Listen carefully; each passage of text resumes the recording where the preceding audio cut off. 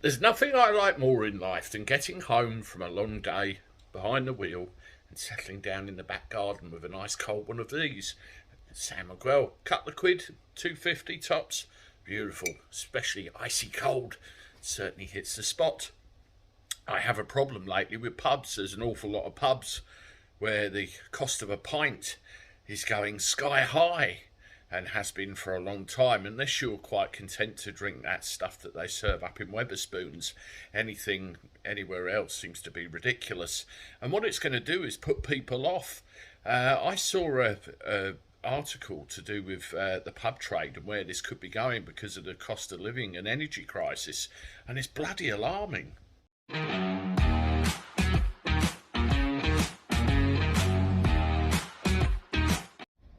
Howdy everybody, welcome back to the channel for a Wednesday. Hope you're doing alright, I'm not too bad. Yeah, this cost of living crisis and all the energy, we're all worried, aren't we? Very worried about our own homes and what we're going to do to heat and light them and everything else, especially during the winter months.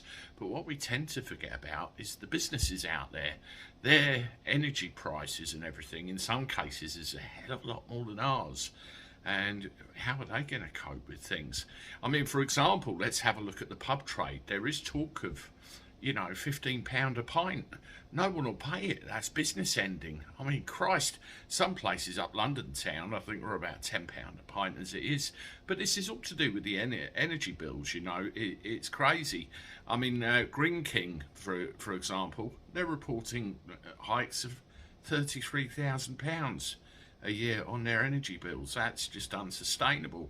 And I read a report the other day where Liz Truss turned around and said, oh, that's all right, they'll manage that, no problem at all. Yes, it's all right for you, Miss Prime Minister in waiting, Conservative. How are these real people and real businesses going to cope with this? One interesting thing is they talk about the price cap, that thing they call the cap, which keeps rising, so it's not really a cap at all, is it? There's no cap on supplies to businesses such as pubs, so they will just go up and up and up uncontrollably, and it will kill them all. I want to play you a piece of video footage right now, from a lady that runs such a pub, and hear what she has to say. At the end of the day, like you've stated, we are the lifeblood. It's a community, and I know that the community we have here, it would be a real loss if any of our pubs in this village had to close, because they really mean something to people. But on the other hand, how long can we keep going with the raise in prices? Maggie, tell us about your energy bill. I mean, I should be asking you about, the lovely ales you've got, the new food range that you've got, what you're trying to do for your customers to build that business that I know you love. I have to ask you, though, about how much energy how much money you're going to be spending on your energy bill this coming autumn and how it compares to this time last year. Well, from this time last year, my energy bill, just gas and electricity, was £1,800 a month, which is quite steep anyway for any business. But it's now £3,100 I'm paying a month. It's already hiked up. And as you say, we don't have the benefit of the energy cap. We don't have it as a business. What are people fighting for at the moment? We just don't have that. So where on earth are we going to get these funds from without upsetting the clientele? $3,500 before you start. 20% VAT on top of that. You can get some of that back as a rebate, but you still got to find the cash to pay it in the first place, right? That's a big amount of money. Clive. Sickening. You can see the distress in her face when she's trying to relay it to you.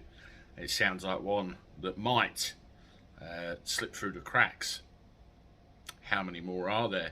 And, Boris gets asked about this, and it's, oh, not my problem, I'm on the way out the door.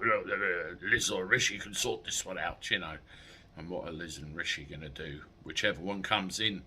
Dire straits for all concerned. Let me know what you think in the comments below. Have you got a favourite boozer that you like going to?